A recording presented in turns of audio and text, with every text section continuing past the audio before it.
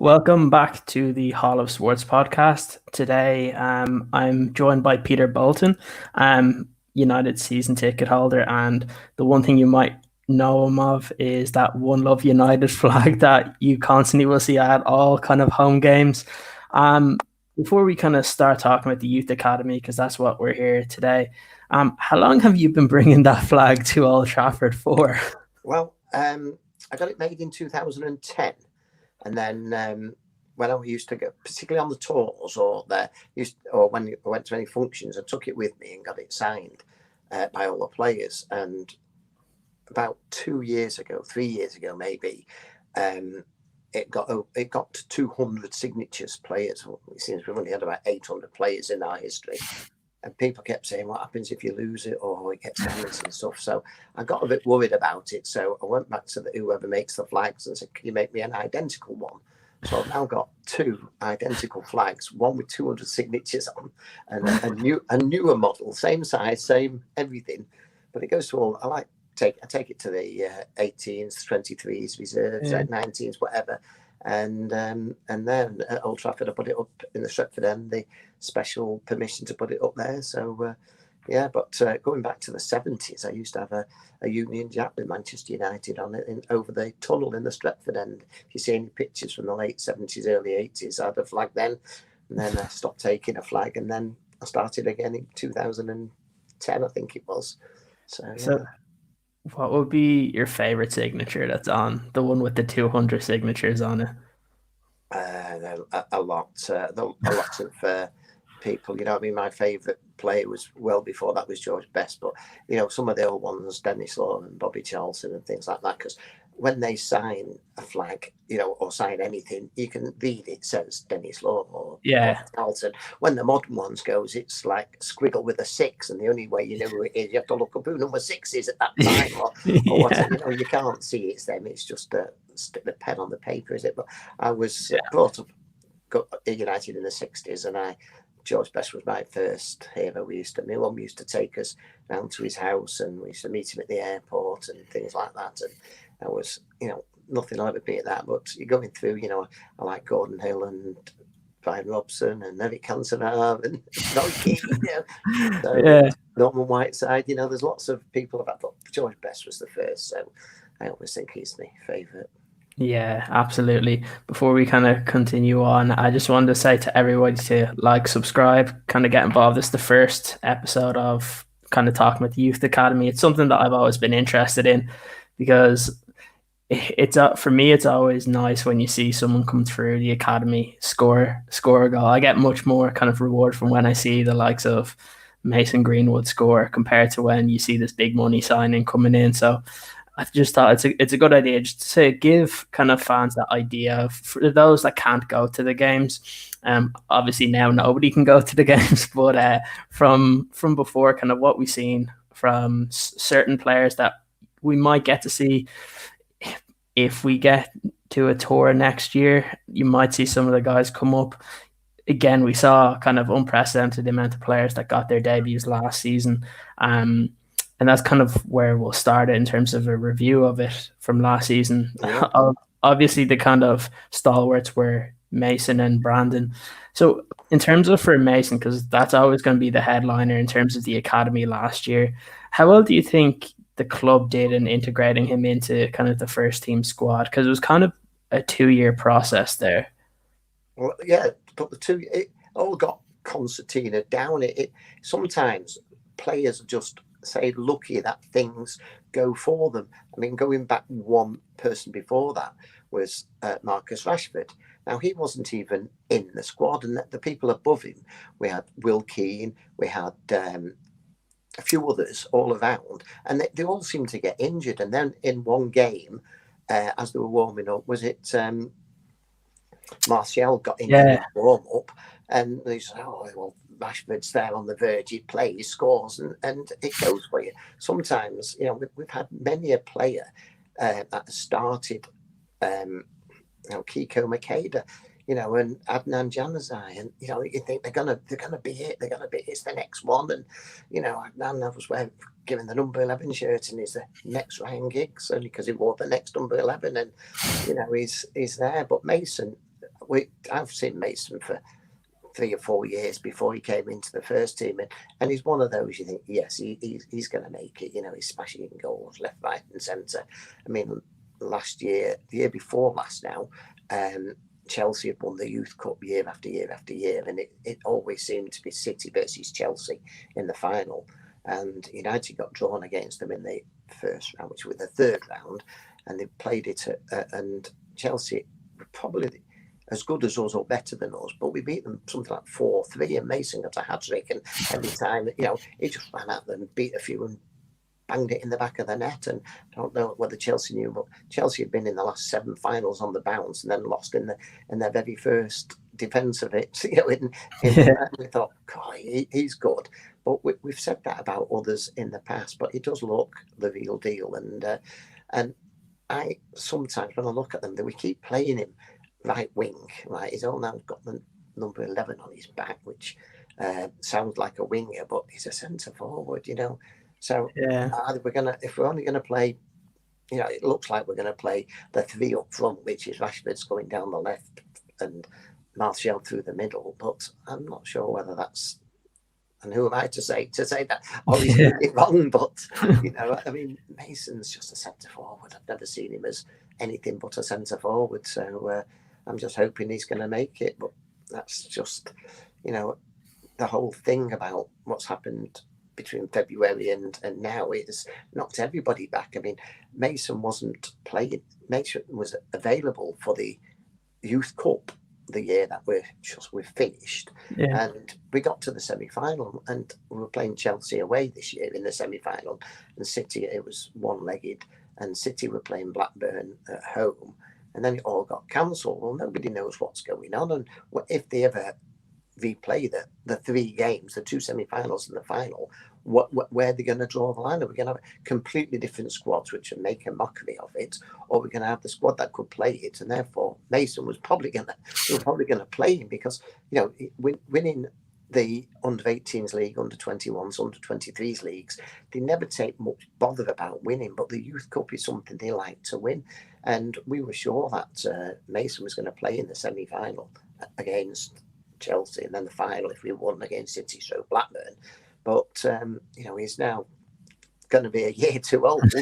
But can you play any of the new lads that weren't even at the club last year? Are they going to finish it, or are they just going to that thing that was the EFL trophy that United played in, the final of that is going to be next March, and the final of this year is going to be next February, so they're going to have 2 finals. They still want to, Salford versus Portsmouth or something, But I think that was a great tournament. I know the smaller clubs didn't like playing against the bigger clubs' reserves, under 21s, whatever they want to call them. But to me, I thought it was great to see how our youngsters were progressing. Yeah, it's one of those, I think, with the FA Youth Cup, because it's so prestigious, it's something that you look back even in United's history, some of those great kind of youth teams, when we always talk about the class in 92, that they had that success. And it is one of those weird ones that it seemed like this was a year that they had a chance to win it compared to the last couple. And like you said, there's a lot of miscommunication out there, where some people have come out and said that the games will be played, but then the new season for it is also getting played. So it's very difficult to know what to do. And even I haven't even thought of it about the players that are too old or don't play at that level anymore. Can they play, because you'll see it might not be this for United, because some of those players are a little bit older that have gone out on loan, but some of them have actually left the club, so you can't play the whole, the squad. Like I said, there was a squad of 15, 18 players that were eligible. Some of them have literally left the club. Some of half of them, because you only get a 2-year, unless you're playing for them at 15, but most of them get a 2-year cycle. You can play for them, your first year youth team, first year academy, second year academy. By sometimes, you might have a great season this year for all second year academies, and you get drawn against teams who have got younger. But then next year, you're back onto first year academy, and the other team on the second year academy. So it changes so much every year. But I've not heard anything whether we're going to play this game against Chelsea Yeah, or whether we're not. So it, just leave it. But yeah, if it'd they be are playing it, I'd like it to be when we can go. yeah, that's true. It would be nice for them to be able to do it, considering especially with Chelsea and United having two Yeah, of the stronger teams at that level, that it would have been nice. And you see some of the players coming in, even like I think it was in some of the recent games, a lot of those players that were kind of at that level have kind of moved up even yeah, within, yeah. because Well, there's a lot of the lads that would have played for the under 23s that have now gone on loan yeah, or are planning on going on loan. So it's one of those that I think they need to get sorted so then teams can plan what they want to do. One of the things that you mentioned there that was I think was really important was when moving into kind of the first team element, how timing is so important. We mentioned it with Rashford. I think the one thing that I was surprised at that time is I always thought it was between him and I think it was it Ashley Fletcher or yeah, something like that at the time, that they were kind of neck and neck and he came yeah, through. And I feel the same thing may have happened last year with Brandon Williams and Ethan Laird, yeah. because it was I think there was a lot of talk between them both, and I often hear when a lot of fans are talking about how we need attacking fullbacks, and then nobody tends to mention how good Ethan has been. His problem, I think, has just been he's been getting bad timing in terms of his injuries. English, yeah, Yeah, like even the game against Salford, I thought he was excellent just the other yeah. week, and then he gets that injury, and luckily it's nothing bad. But for him, do you think it's best for him to stay at the club and try and make his way through, kind of train, or do you think he'd be better off going out on loan this season? Yeah, well, with all of the players, I think you've got to pick. You can't say if you send them all out on loan, different Yeah, places. I don't think that helps at all.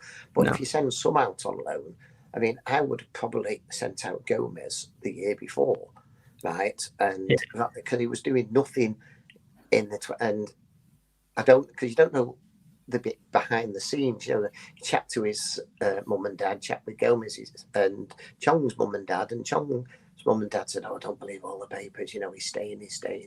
And Gomez's parents were, "Well, if he's not in the first team squad, he's going." You know, and you think, "Well, that's not the way." You know, we think he's good enough for the first team, but I thought, well, you've got to take the how the club are. So they mix it. I mean, this year we've what is it, about 5, 6 players. We've got Chong, Garner, a few others have all gone out on loan, and to different, you know, we've got some players out like to the 5th division and 4th division, and whereas Garner's gone out, which I think is a great loan, he's gone out to the 2nd division, which is Championship these days, and you know he'll be playing against either youngsters who are up and coming, established Premiership players who just got relegated, but he also might be playing against if he plays when they play Derby, he could be in midfield playing against Wayne Rooney, right? yeah, You know what he could learn and things like that if he's watching players and learning against fellow players who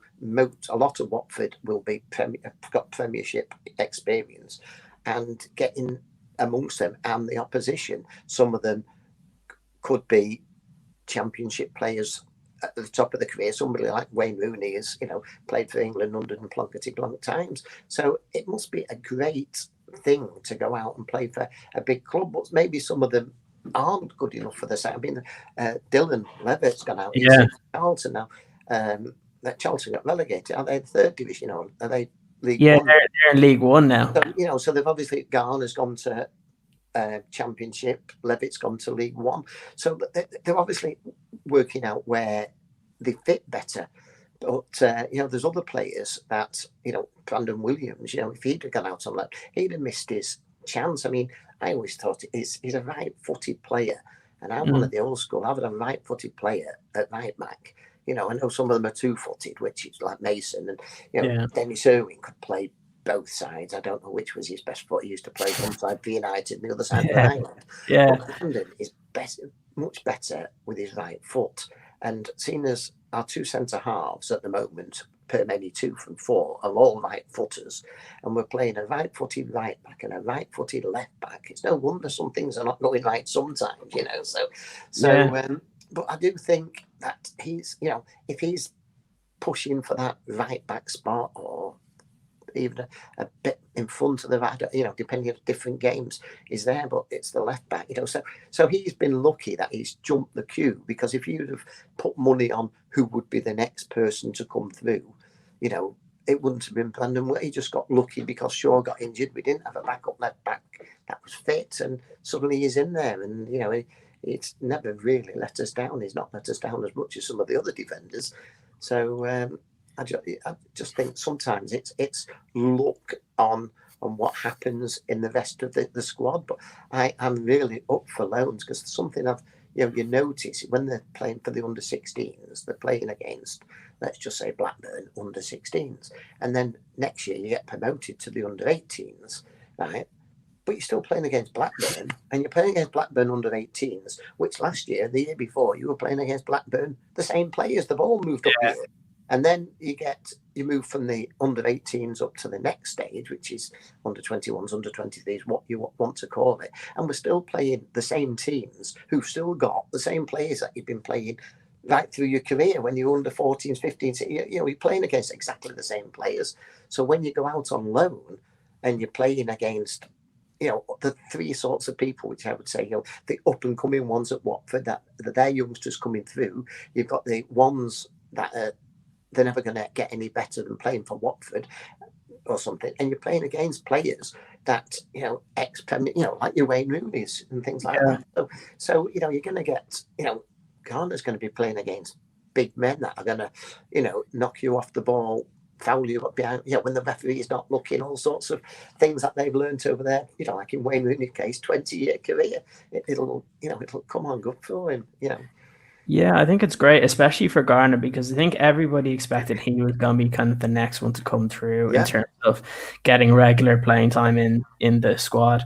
And I think having a loan has helped, because not only like you said, the fact that he'll be playing with kind of ex-Premiership players, considering they were just in the Premier League, but also going through kind of the stresses of an entire season where you're not constantly playing against the same teams. Because look, you mentioned it earlier, most players don't really mind when they're winning or losing in kind of the under-18s league, or the under-23s league, because you're playing the same teams all the time, and it just doesn't have the same intensity. That's why having this kind of the EFL Cup has kind of helped a little bit, because you're getting to, some of them they're finally getting to play against kind of grown men, and it's kind of what some of them need.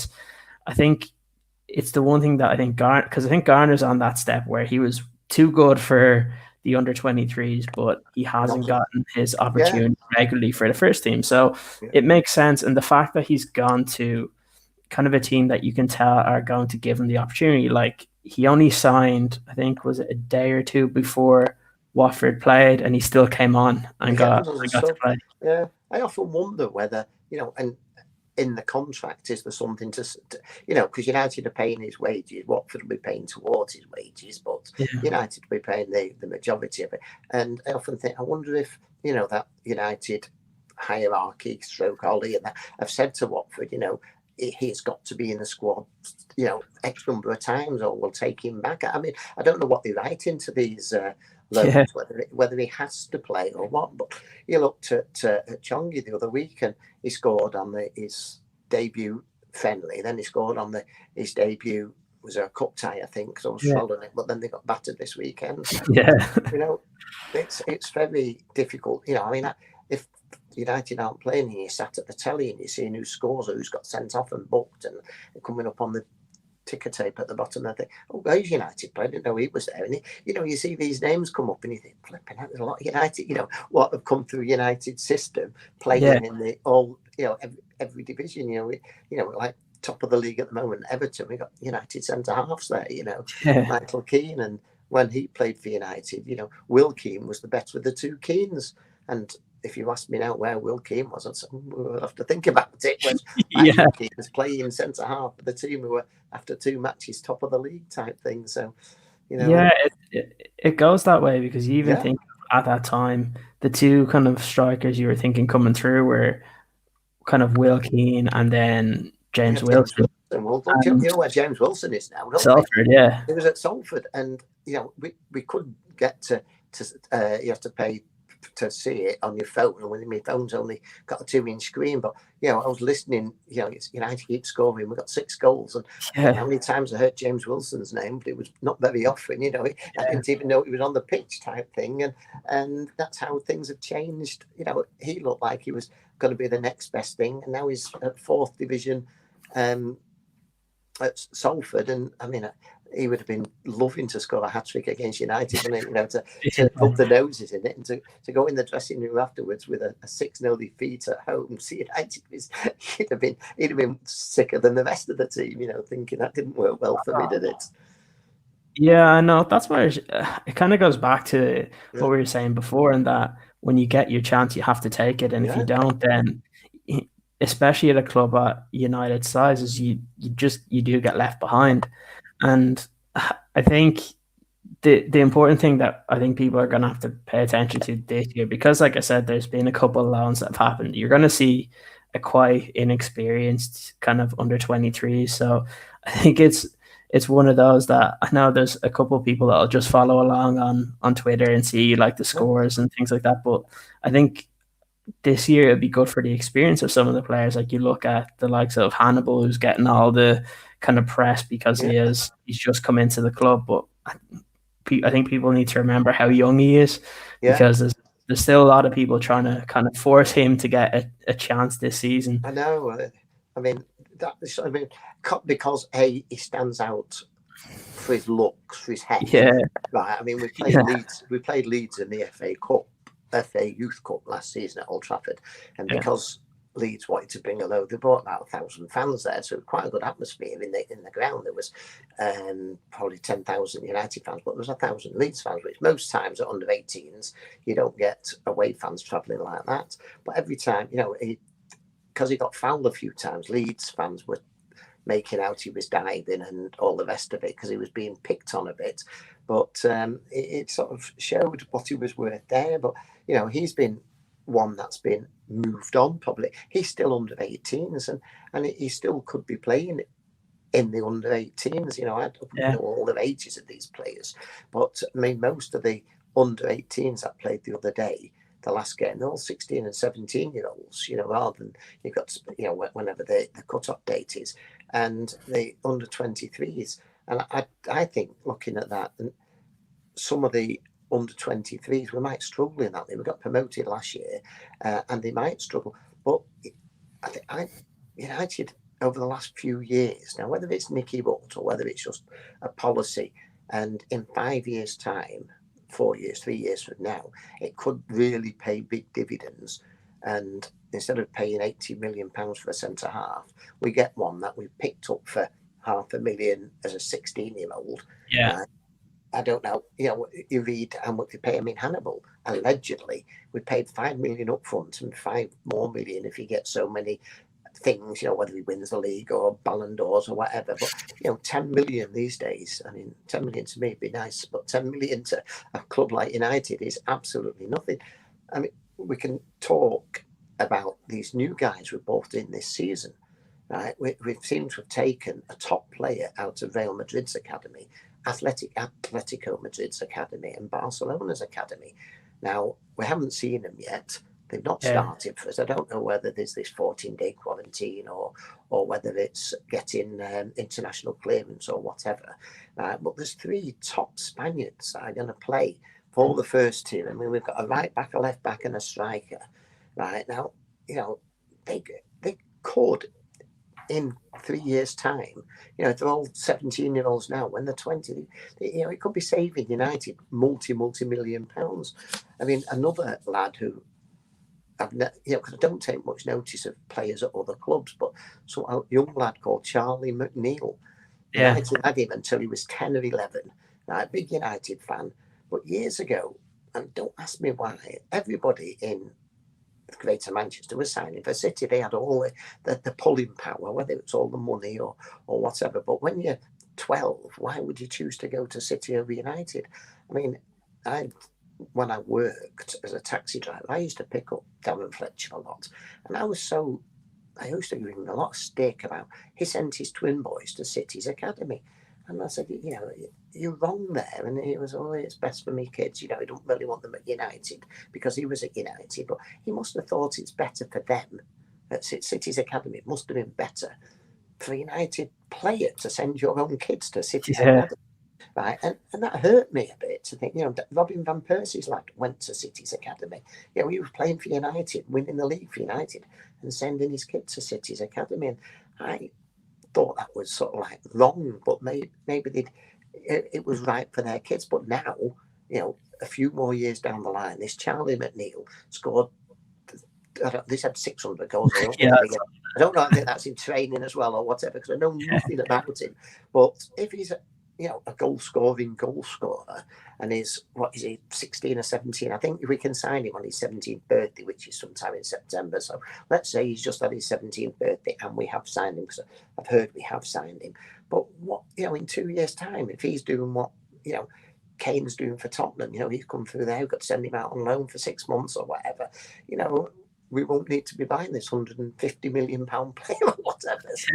I just think, United seems to have turned it around, or maybe it's come from the very, very top in America that they said, we don't want to be paying 100 million for a right winger that City had for nothing and sold for 10 million, and now we've got to buy him back for 100 million. We could have had him if we'd have scouted him a bit early, we could have had him off the streets of Manchester, couldn't we? So maybe they're thinking we've missed out a lot. And he decided, which a lot of people at City and Chelsea were scooping up all the best youngsters, City in the north and Chelsea in the south, and they were winning everything. And the route to the first team is nothing like United's route to the first team. United have got a proper, anybody looks at statistics. I mean, a friend of mine, he wrote a book, and it was his statistic that 3,000 so many games. We've now gone past 4,000 consecutive matches that United have had a youth team player in our squad, and going back to about 1938 or something. It's getting towards 80 odd years that we've always had a youth team player, and some of the teams, like City, you can't even go back one season. They're all biased. So United players know, United youngsters know that if we're good enough, we're going to get a chance. We really are going to get a chance. And I just feel that's now that United seem to be putting more scouts out there, more coaching at Carrington and things like that. It's going to help in the future. It won't help the Twitter brigade that wants us to win today and they don't care how we win. I mean, even through the 60s, we lost matches in the 60s. I never want to see us lose a match, but we lose matches. I've seen us, lose. I went to Ipswich once and we lost 6-0 and we came back. We had a right laugh coming back, but we lost 6-0 and Gary Bailey had saved 3 penalties. I mean, I get upset when we lose, but it's not the end of the world. But some people these days, because anybody, since say 1990, which is now 30 years, so if you're not 40, you've seen. If you're younger than 40, you've seen nothing but success, have you? If you're 10 years old and you won the first league under Fergie, that's about when you start going to the matches and cheering them on. And you've just seen success after success until the last few years. And now everybody's, I want to see us win trophies every year. I want to see us win, trebles and doubles. And, lucky I've seen them all, but I'd like to see them all again, please. I'm certainly not going to say, well, because I've seen them, I don't want to see us win anything else. That's totally the other way around. But I'm so glad I've seen him, because at the moment, and I can't see nothing changing for a few years, and maybe some of these Spaniards and McNeils and Huggills and, Mason Greenwoods, in 3 or 4 years' time when they're all over 20, we could have, be running away with the Premier League with 20 points clear of second place type thing. Touch wood, touch wood. Yeah, I know. It does seem like there was that kind of concerted effort to kind of change the way we were doing things, because there was that kind of period from after Ferguson left that I was doing a bit of research on this the other week, that the same time that Ferguson left, there was a number of scouts in the academy system that also had retired just at the same period of time. And the issue was that the club never replaced them. And you started seeing, I think that's when City, it kind of coincided with when City kind of rebuilt their infrastructure around their academy system. So, like you said, you saw some of the ex-United players, like even one of them that came back was Phil Neville's son. Was it Harvey Neville? Yeah. Went to City first and then came back. We see it now, which Hardy He was at McNeil. City, then went to Valencia, didn't he? When the Nevilles went over to Valencia. Yeah, But yeah. So it's one of those that I think they're finally starting to change. I think it was with the appointment of Nicky Butt, you started to see kind of a shift in things. He brought in, I can't remember his first name. I can't remember his first name, but the guy from Sheffield United as well. He brought in with them, a couple of years after, and now I think what you're seeing is every year you're seeing this kind of separate kind of signings. The ones for the academy, which you constantly see a kind of a consistent number of players come in every single year. You saw kind of last year, one of them was Dylan Hoogerwolf came in. You're seeing one of the lads that got signed last year. I think he only got clearance for this year was, I think it was the winger for Benfica, Emeran. I think he just played his first game the other week for United, and you're starting to see kind of, like you said, with a couple of the Spanish guys. I know there's been reports of one of the wingers from Serbia, but I don't know if that's I don't know how true that is. I wait till I see somebody on the United app saying it, because you sign this person, you sign that person, and suddenly it's not there. So and then sometimes they might have signed them, but they're waiting for this international clearance. And yeah, I think the international one is weird, because I was reading something today of people saying that if it's not within like an EU country, they have to wait till they turn 18 or something like that. I don't know how accurate it is, because that's why people were saying that the kid from Partizan hadn't have signed. But again, it's hard to know until someone kind of close to the club says anything. And they try and keep quiet of the youngsters. They keep trying, build a bubble there. I mean, that's why, the club, I can see. I mean, it shocked me when Mason Greenwood went away for his first cap for England, that they put him on the top table. I've not seen an interview with Mason Greenwood with MUTV and press conferences, when European press conferences, when they have a top table, and they normally either, if we're playing a Serbian team, they're likely to have somebody who can speak Serbian or something, and if we're playing a Spanish team, they might have Matan on the top table. But to take somebody onto the top table with the manager for his first game, and then let the press ask him about how's Harry Maguire and his Greek holiday, and then the press just came down on him with historic pictures, and you could see those pictures. I mean, I thought to myself, he looks a bit thinner there, and everybody was saying that before he bulked up. And then somebody said he's not even got his tattoos on there, which I certainly wouldn't notice. So they're saying it's definitely, 1 or 2 years ago. But are they just sitting on, like whichever paper it was, are they sitting on stories for somebody and then waiting, we'll wait 2 years, we'll wait 3 years, and then somebody put it on the front page that we've got a picture of Mason Greenwood doing something, and not other countries would do that. They just think, he's a England lad. We'll file that under there. We don't want a scandal of an England player. They nearly killed Paul Gascoigne doing that, didn't they? In my opinion, it's crazy. It does seem, and you saw the kind of the reaction that Ollie had afterwards when he had his first press conference before the game. He was angry. It kind of went back to that kind of United versus England again, where you saw before when they used to attack Beckham, and it was something that you saw Ferguson do quite a lot, kind of make the FA kind of the enemy from it. And I thought it was a bit despicable what has been kind of written about Mason. Even the fact, if you wanted to call him up, the fact that he had to sit there and answer questions in his first day, I think, especially when you see a club determined not to put him in front of the press, the amount of man of the match performances he had after lockdown, and United didn't let him speak at all, didn't let him speak to Sky, MUTV. I think the only thing you have is about a 20 or 30 second short clip of somebody asking him what does he need to improve on, and all he says was his heading. I think that's all people have seen of Mason, and the fact that at England they made him kind of sit there and answer all those questions didn't really help. Especially the wrong questions, like questioning how you're preparing to play was it Iceland or something? That's Yeah. fine. How have you had the summer? Fine. But the first question was about a teammate who wasn't even in the England squad, wasn't going to play for England. And I just thought that was awful. But going back to the academy, you've got to wonder, which I do sometimes, sceptical, that the owners don't like paying money. Now, if we go out and pay 50 million, 60 million for a top, to me, ball playing left-footed centre half, that's what I would like, a left-footed centre half, right? But they'll probably buy just a good centre half because Maguire can play on the left, but I would prefer Maguire to play with his right foot. Yes. Right, old school type thing.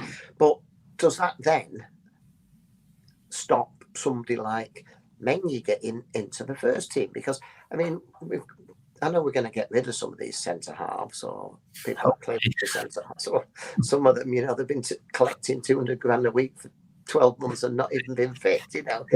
Is your play? But if we get rid of a few, we still seem to be overloaded with them.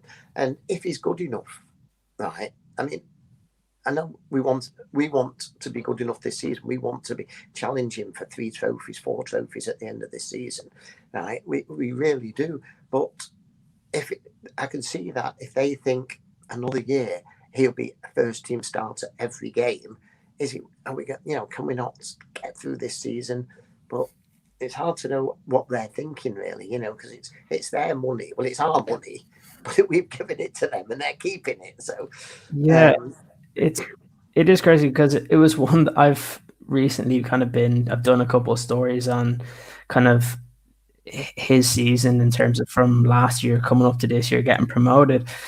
Mengi's an interesting one because you see every time he's played recently that Ollie's come out and has praised him, has compared him to De Ligt from when he played with Ajax. And so he clearly speaks highly of him. So if you're not going to bring in a centre half this year, I think for me, I'd rather see him go in and make a mistake than seeing Victor Lindelof go in and make a mistake. Well, it's like at least I know that with Mengi that he can learn from it, but Lindelof is making the same mistakes all the time. As much as I haven't a clue, we can play a first 11 that don't include anybody that played against Crystal Palace when we played tomorrow night against Luton. He can play a completely different first 11, right? And I really do think he will get a game there. I think so too. I do think, is he going to drop all 11 and replace all 11 and then on Saturday at Brighton say none of my first 11 that he goes back to that played against Crystal Palace are fit? You can't have it both ways. Whose fault was it we didn't have any pre-season games? It was our fault. So don't bring it as an excuse and then don't, so is he going to play Maguire and Mengi? Is he going to play Bailly needs a game, so is he going to play those two? And I don't know who's fit and who's not, but I'd love to see him, him play rather, not in the same position. But if Jesse or Andreas are going to go, right, they're going to go. Don't play them. Play something. We've got loads of midfielders. If they're not going to be in your eyes for seeing it this year, if they are, play them and let's hope they're good enough against Luton. Because if you're not good enough against Luton. Yeah, look, if they can't do it against Luton, you're not going to be able to trust them in the Premier League game. Yeah. So, for me, MK Dons game, couldn't it? Remember the MK Dons? We went down to MK Dons. I think we were with won things and we played fairly decent. And half a dozen of those players that played against MK Dons were out. They thought if you're not good enough against MK Dons, you're not going to be good enough. Which is true. Because again, if you don't have the ability to be able to play and kind of have the intelligence when you're on the ball, or even kind of what's going on around you against players that are really you're not going to see on a weekly basis in the Premier League, you probably don't deserve to be given the opportunity. Because there's a lot of players in that squad that I think we've seen enough of, that we know what they can do, and it just hasn't been enough. And it's the reason why I'm always an advocate for it, even against Luton. Even if you don't want to start a lot of the young players, you have to be able to bring them through, because for me, I think Mengi deserves it. He's been training with the first team for a while. He should be given that opportunity. I think they've already mentioned that Dean Henderson's supposed to start Oh, tomorrow I mean, night. people forget that he is an academy graduate for United. Yeah, I mean, they sent him out on loan, and he played for a 4th Division club first season, a 3rd Division club second season. Then he played for a Championship club, which got promoted, and stayed with them as a Premiership First Division, club. So he's played in all 4 divisions in 4 seasons, and he's still, he looks a great prospect. He was good when he was there, and people say, oh, he's not a United academy, but he's been with us for 6 seasons, or however many. yeah, So exactly. And I think it's important to see that. And it's always like I've always said it for a while that obviously it kind of depends on kind of Axel's health, but in one game I'd like to see Axel and Mengi play together and see, because yeah, I think they would really suit each other's styles, because they play in a very different way. Even if we can get through Luton, and if Axel's ready for the next round after that, it'd be nice to see something like that and kind of give him that chance, because I think Axel's one that you could save a lot of money if he's able to come in, stay healthy, and kind of produce even the way he did at Villa for that kind of short period of time when they were in the Championship. Because I thought he had an excellent season when he was available for them. I've And always rated him as well. So he's another. But there seem to be certain players that seem to be injured. Yeah. More than they're not. Now, is that just unlucky, or what? It's hard to believe. If he'd have not had any injuries, he'd probably be in the team every week. He'd probably be starting. Yeah. He just can't put a run together and not get injured, which is very disappointing in a way. Yeah, I think it's a defining season for him, because if he can get through this season and he can stay fit, I think he has his chance to be one of the first team starters. And again, could be one of those reasons that we don't end up signing another centre back next year or even this year. But it'd be important to kind of watch both him and Mengi going forward. Yeah. Well, so he's big. I like him. When you look at him, I've often said, when he was 17, you see a back line of that, and we're at the youth game. There's only 30 or 40 of you there. And you look up and said, would you serve him if he came in your pub? And you think, he would not say you're not 18. Is he old enough to get in the pub? And yes, and he's a big lad. So, I don't know how tall and that without there, but he just looks commanding and things like that. So he is one for the future, and I really do hope he makes it. But how many times, Ravel Morrison, he was probably the best of that lot, and then there was Callum Gribben, and he was always, when Rashford got through to the first team, everybody in that team was really happy for him. And somebody said to me, Gribben was so annoyed that knew he would be the first, that Gribben knew himself would be the first player from that squad of players from when they were 10, 11, 12 to make the first team, because he was better than anybody else. And when Rashford got the lucky break he got, but Gribben's never done it. And even now you don't see him. I think, what is he with, Sheffield United maybe? I don't even know. I know he got released and then he was training with someone, but So, at one time we had Gribben and Morrison at Sheffield United, but Morrison just keeps I keep reading he's at another club, and I think, God, he seems to be more clubs than he's allowed. I thought you only 2 clubs a year, but it's all, if you take your chances. Just like Fergie must have seen something in '95 when we lost the double, we lost the league by a point, we lost the cup final, and then he got rid of our 4 best players.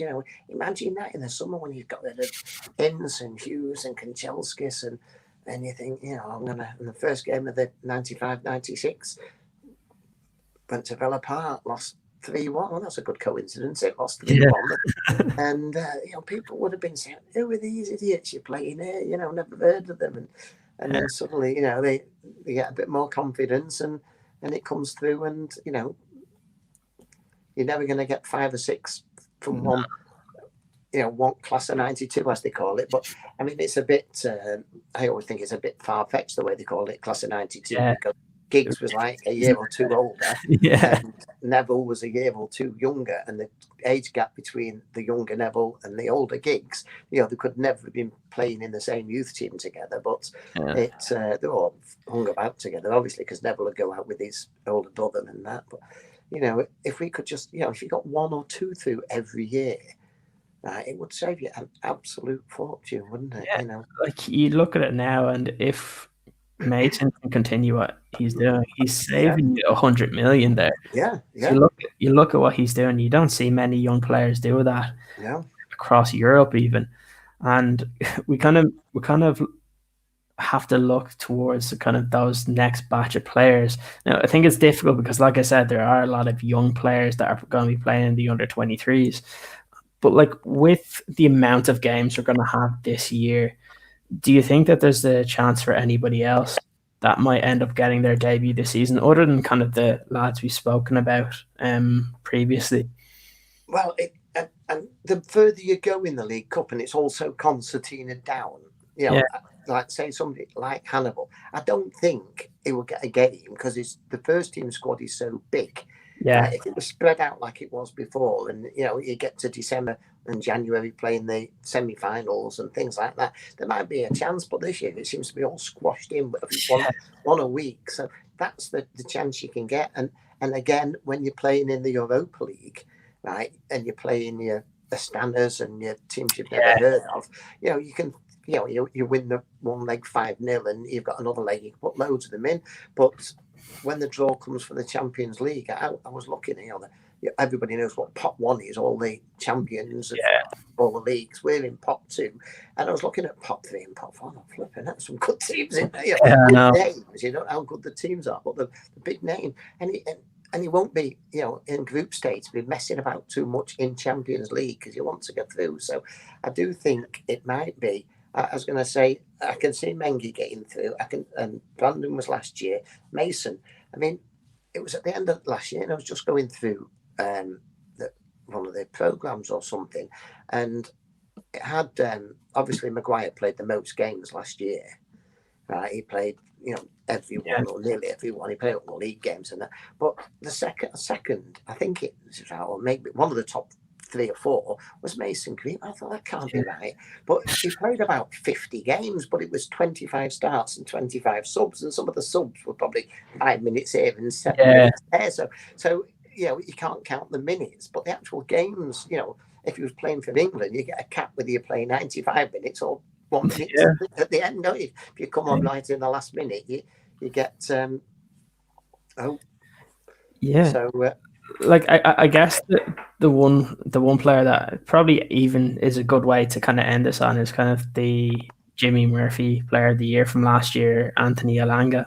So he might have a opportunity depending on what kind of goes on with the end of this transfer window, because you're not going to want to play Greenwood, Martial, and Rashford in every single game because again, you don't want to blow them out too quickly, and I don't think there's enough kind of flair in those kind of wide positions. And you've seen Elanga, the way he played even recently when he came on against Villa. I thought he played quite well. You saw him even in some of the preseason games coming through. He played. Did he? Yeah, he did play. He played against Salford. He was. To get, I was going to say, I have to start thinking which game against Salford he played, and he tore them apart, didn't he? And they're a league club. They're supposed to be. I mean, not counting the reserves. I mean, the lower of the 4 divisions or the 3 divisions that are in that. But to go away with our academy players and go to a club, I know they make changes, which I don't understand why. They obviously didn't treat it with full respect, but they still had 4 or 5, 6, whatever it was, of their first team, isn't it? Because definitely James Wilson started, and I mean, I wouldn't know their names, but I was looking at the numbers, and they had a few, which anybody with numbers of less than 20 are probably first teamers, and anybody with numbers of 50s and 60s are probably their reserve teamers. But there were quite a few of Salford's first team that were low numbers in the thing, which would I was looking at kind of to win 6-0. I was looking at some of their defenders, especially. It seemed like a lot of the defense was was some of their first team players. I know one of their wing back, I can't remember if he played right back or left back, but it was a name that I recognise, and Yeah. I think it's no harm to let Elanga come in, even if it is for some of those cup games. You give him that kind of bit of a push up Well, after winning the Jimmy. the first one that we can guarantee that's going to get his debut for United will probably be tomorrow night. It'll be Dean Henderson. Yeah, He's going to get one. I wouldn't be surprised if Mengi plays as well. Yeah, right. Garner, Chong are out. I think Hannibal's a bit young. Maybe Galbraith. Another Galbraith, yeah. Well, he was on tour, wasn't he? Yeah. Because, but he didn't get much. Well, not the tour, the Cologne thing. Yeah. That was the last sort of thing. But I mean, there's against Villa, wasn't it? Yeah. The pre-season. It's a very, very strange one, but they got Shola Shore Tire as well. We went when we were playing it again this year. Don't wonder whether I get to go to see it. But when they play away in the Champions League, the under-19s, which is a completely different number to all the other ones, play against the other teams. So if we're playing Real Madrid, the under-19s play Real Madrid normally the same afternoon, so we go and watch that. And I went to Juve quite a few years ago, and this lad came on, and never even heard of him, seen him. Someone said his name's Shoulder Shore Tire. I didn't even know how to, Shore Tire, how it was spelled. He was like a 14-year-old, and they were putting him in an under-19 game. And, so he's probably 17 or something now. He looks good, but they've just got to push on that, whether you've got to have the physical thing and the mental to go on, and back in the 80s, we used to watch United's academy. We had these two youngsters up front. One was called Mark Hughes and one was Norman Whiteside. Well, they were both men, and they were playing for the youth team, and they just battered the other team. Like it was like a wrestling match with the heavyweights playing against the lightweights, and we didn't have the rest of the team. And sometimes, you can get bullied at that age. You might be good, but if they're all going to kick you off the ball, you're going to get frustrated in that. So. I think he's one to look out for. Shore Tire is to look at, but certainly not this season. He's going to just be under 18s this year, and I don't even think he's going to get reserve team, as I keep saying, under 23s. But when they've got under 23 games and under 21 games, when the European kicks off, we're going to get under 19 games, and then we've got the Youth Cup and the under 18s. There's 5 competitions there that we'll be playing for, so there's lots of chances. But which is interesting. Midfield for the first team is very difficult to get. I think we're very strong, not particularly strong on players, but we've got a lot of numbers in there. Unless we're going to sell some, and it's the same as centre halves. I mean, Mengi's got to be. To get in above Bailly and Lindelof and others that we could name, if we don't sell Smalling, is he going to get back in the team? Yeah. So. I know it is an interesting one. We saw there was a story that was out. I saw kind of going around Twitter today about Shola Shore Tire, and then it is going to be one of those. Like I said, it's a very young kind of under 23s, under 21s. But the good thing is, you're saying even the fact that there's 5 competitions normally. These players, they don't get many games even at the underage level. So the fact that we're in the Champions League, there's that kind of benefit for some of those players too. Yeah. But it's good, and hopefully we can we'll talk at some point during the season as well and see if there has been kind of those improvements by some of the players we've seen. But for now, I think we'll leave it there. I've kept you long enough with around 55 minutes. Like we were saying, we've got all these Spanish lads to come in. So they can't all be, they're all 16 and 17-year-olds. 3 Spaniards, the 1 from City, the 2 from Sunderland, right? And there's also the Hansen something from Norway, the Norwegian. Right? So there's what have I named there? 7 players, and they're all 16 or 17-year-olds. So some of those, if they're any good, they could easily be in the under 23s rather than the reserve, rather than the youth team thing. But let's just see. Maybe some of the youth team ones are going to get moved on, and if you're not good enough, most of them that I see, as I said earlier on, if they're not in United's, they earn probably a fairly good living.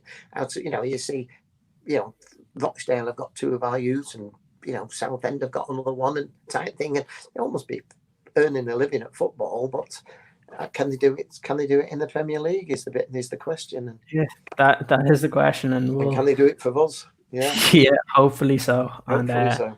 Yeah, we'll see that answer with some of the players this year, and hopefully we might see a couple. If we can progress in a couple of the cup competitions, we might see that. I do go. I'm going for Mengi and Henderson. Might both be playing tomorrow. I'm hoping. So that's 2 more, and then we had Greenwood and Williams. You see, Dean Henderson, I don't know. He said he's fighting for his first team. It's going to be hard to push De Gea out unless he starts making more errors. But there are places there for them. But that's something. We want a centre half that's going to keep us in the top 4 for next season. And is Mengi good enough? At the moment, I'm not too sure about that. But in 2 years, we don't want a centre half that's going to last us 8 years. And Mengi not going to get a chance because we buy a top dollar £100 million centre half. So yeah, there is that kind of. We have to decide whether are we doing it just for this season, or do we want to kind of build going forward? So that's kind of the question, I think, is that we kind of have to think of going forward. And are we just going to be that kind of buying club? And I think we still need to stick to kind of the culture of what makes Manchester United different. And hopefully the people at the top of the club can see that as well. Yeah. Well, I'm sure that, that we've got Peter Bolton, all his people around him. And we lost Quinton Fortune, who was only like deputy. He's gone to Reading, but we're not replacing him. But Nicky Butt's there as a replacement. I'm sure there's internal place we could go. Yeah. I'm quite happy with the way the first the 18s and 23s and all the 19s and 21s, whatever they want to be, is being run. And I think there's plenty to look forward to in the future. But I'm not as dynamic that I want it to be now. But I couldn't sleep on Saturday night thinking, Crystal Palace. We didn't just lose to Crystal Palace, did we? They battered us at Old Trafford, and I know. So hopefully we won't see much more of that this year. No, that might be. I mean, that could be a thing for Woodward and all the others to think, God, if we're going to lose, if that's a kick up the backside, we've got 12 days left, is it now, till the transfer window? We've got to do something. We've got to prize that money box open somehow. But long term, I think we're very good long term. But you've just got to, it took Klopp 5 years to get Denmark, but he knew what he wanted. He didn't go out and buy the wrong thing. He knew he wanted a ball playing centre half, and he went out and bought Dick Van Dijk or whatever he's called. And and the rest is history, as they say. But we can't sit around too long, or they'll be catching us up and overtaking us.